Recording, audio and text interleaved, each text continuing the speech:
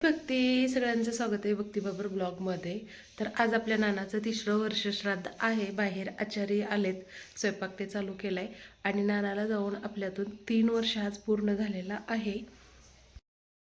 मंडप ते टाकून झालेला आहे. काल आम्ही मंदिरात गेलो त्यावेळेस येऊन मंडपवाले मंडप टाकून गेले. तुम्हाला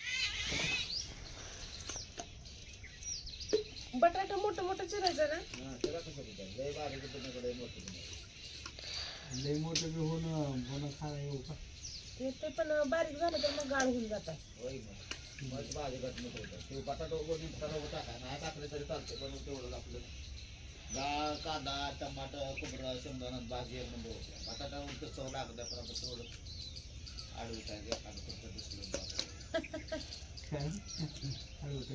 बटाट्याची भाजी म्हणून वाटावं. बटाटा मटकी वाटाणा कोण खात नाही. तीच ना आता यात्रेत 2-3 दिवस तीच होतं. होय ना, काय त्याला नाही बरोबर तुला डाळ बघा आता कशी जिथं जाईल तिथं मटकी भाजी आता चपाती असते काय बी असलं चांगलं स्वयंपाक चांगला करा. आचारी कोणा विचारलं पाहिजे सगळ्यांनी.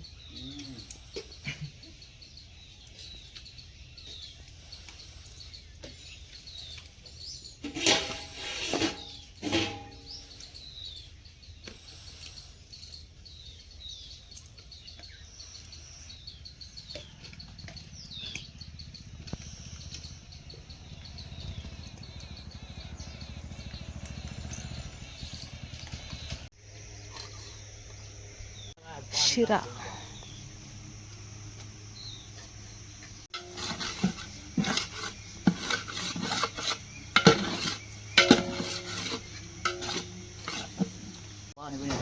हा ठेवले.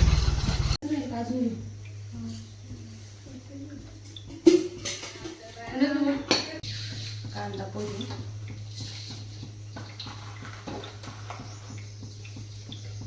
आचारी आम्ही घरचे सगळे.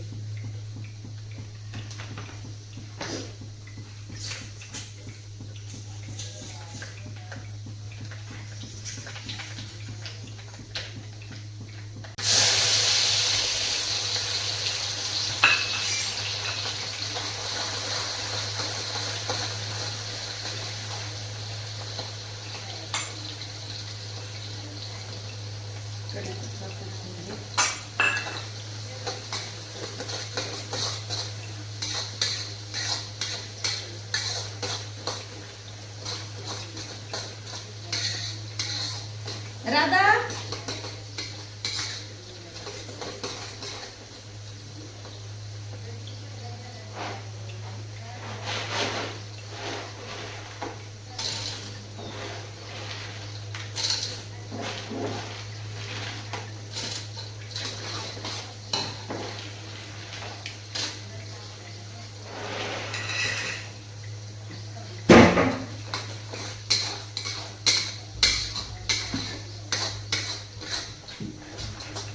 लगान जाईल का ना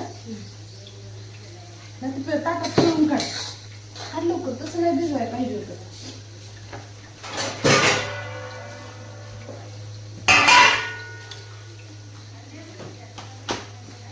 काढतेस फ्लोअर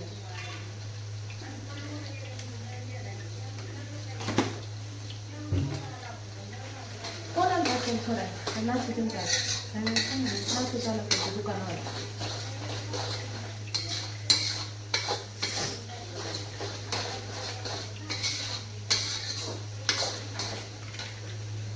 अजून थोडं भिजवत होतं पुढचे ती फळायचं आहे थोडं ती घेऊन.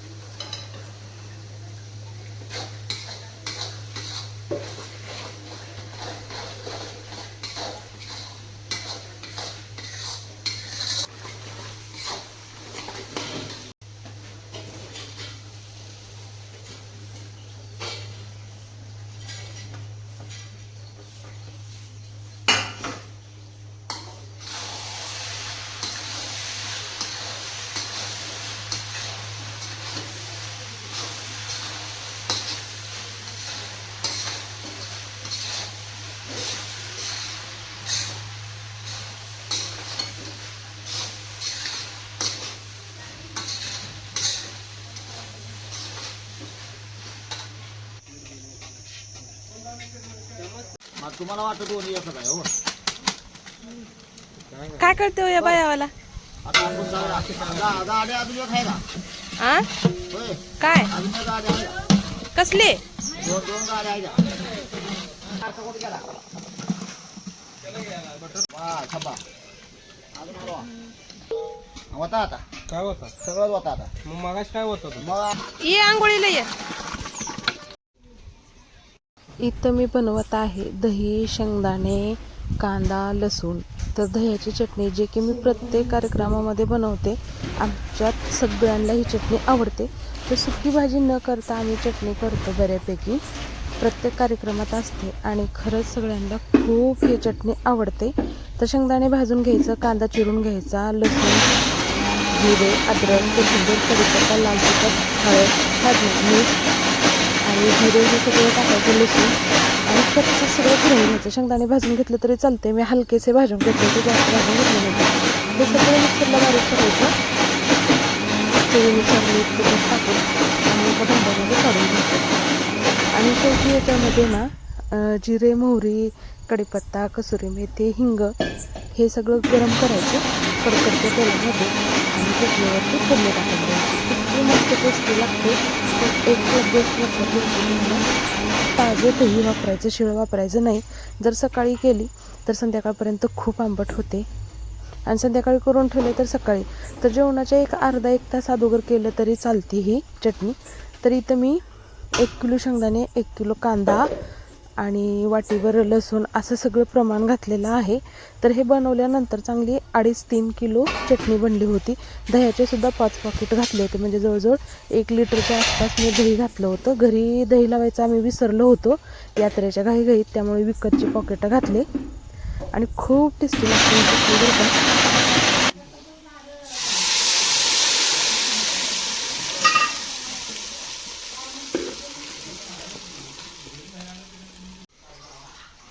स्वयंपाक झाला, फक्त चपात्या राहिलेत आणि आता भजन कीर्तन चालू झाले. चला दाखवते.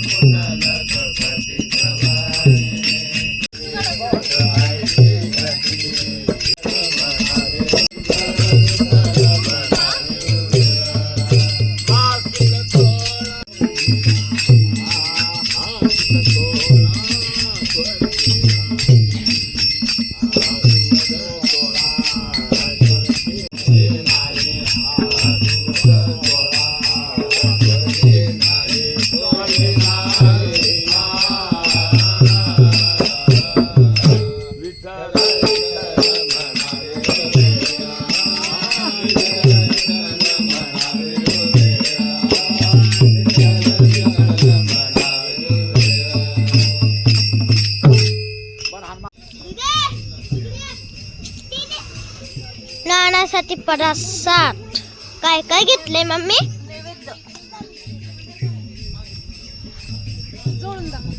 दाखवलं आता. भाजी बटाट्याची, चटणी, दही, शेंगदाण्याची, शिरा, केळी, जिलेबी, पापड, भात आणि चपाती असा आहे आपला आजचा नैवेद्य.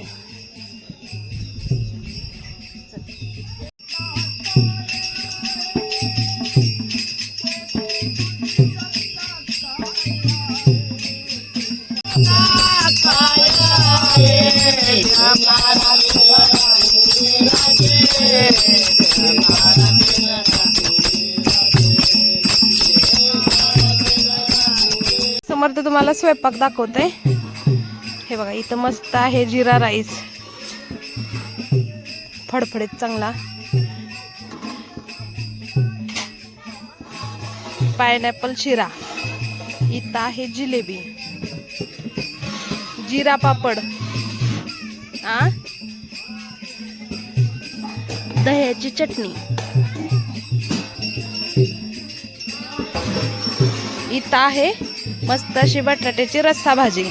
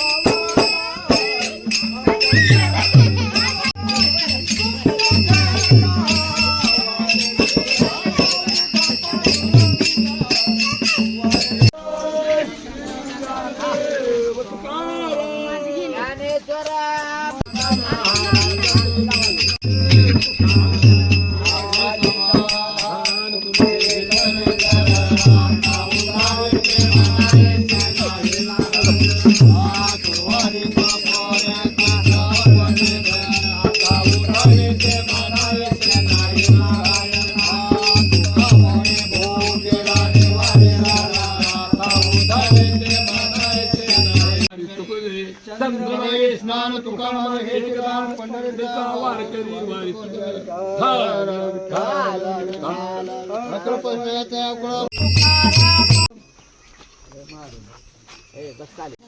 फुलं पडल्यानंतर लगेच आहेर करायला घेतले. तर हे माझे मोठे सख्खे दीर आहेत, आहूंचे मोठे भाऊ, आम्ही यांना तात्या म्हणतो. तर हे माझ्या पप्पांचा आहेर आहे, भर आहेर पप्पांनी त्यांनाही आणलेला. आणि प्रत्येक कार्यक्रमामध्ये पूर्ण कुटुंबालाच माझे पप्पा आहेर करतात, म्हणजे एकाला करून एकाला सोडायचं असं कधीच नाही. तर मोठ्या दिरांना केलं, त्यानंतर आहूनला, जाऊबाईला आणली, दिरांना कपडे केले, त्यानंतर आहूनला, मला आणि समर्थ सम्राटला. तर 5 साड्या मी सगळ्यांना एकसारख्याच घेतल्या होत्या, म्हणजे मी, माझी मोठी जाऊ आणि माझ्या 3 नंदा, मुंबईची नणंद आणि माझ्या इथल्या जवळच्याच गावात एक आहेत त्या एक नणंद आणि माझ्यापाशी राहतात त्या नणंदबाई. तर असे मी 5 कलरच्या 5 साड्या घेतलेल्या होत्या. तर आता इथं जावाई बापूंला आहेर चाललेला आहे. त्यांचा ड्रेस वरती माझी साडी आणि सगळ्यात वरती मुलांचे ड्रेस आहेत. समर्थ सम्राटची सेम टू सेम मी घेतलेले ड्रेस. तर हे झालं सासरवाडींचा आहेर. तर वर्षराधाला सुद्धा आमच्याकडे कपडे करतात आणि इथं सुद्धा त्यांच्या बहिणीने सुद्धा आणलेला आहे. परत माझ्या मोठ्या जाऊबाईंच्या माहेरवरून, अंकितानं तिच्या सासरवरून, नणंदबाईंनी असे तिथं आहेर आणलेले आहेत. परत आहूनच्या आत्याने सुद्धा आणलेला आहे. तर हे माझे मुंबईच्या नंदीचे भाचे आहेत, अनिल, छोटा मुलगा. तर ही माझ्या पप्पाची टावेल टोपी आणि साडी, म्हणजे नणंदबाईला.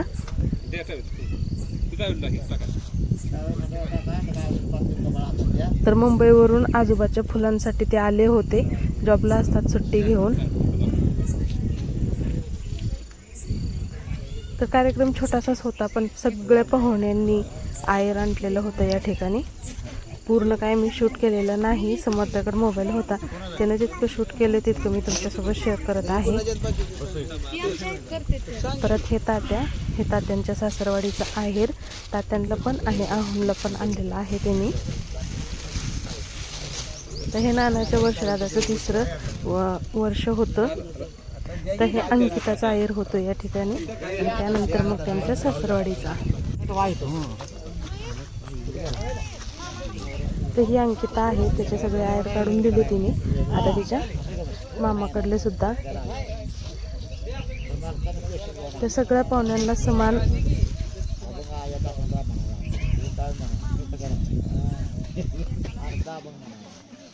आता असं करा, दोघांची 2 ठेवायच्या मागे.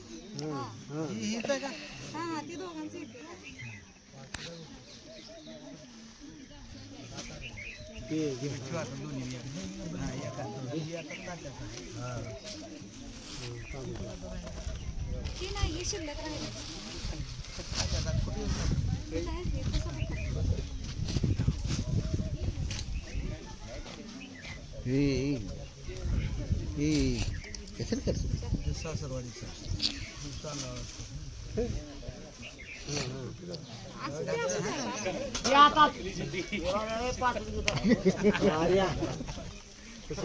हा नको.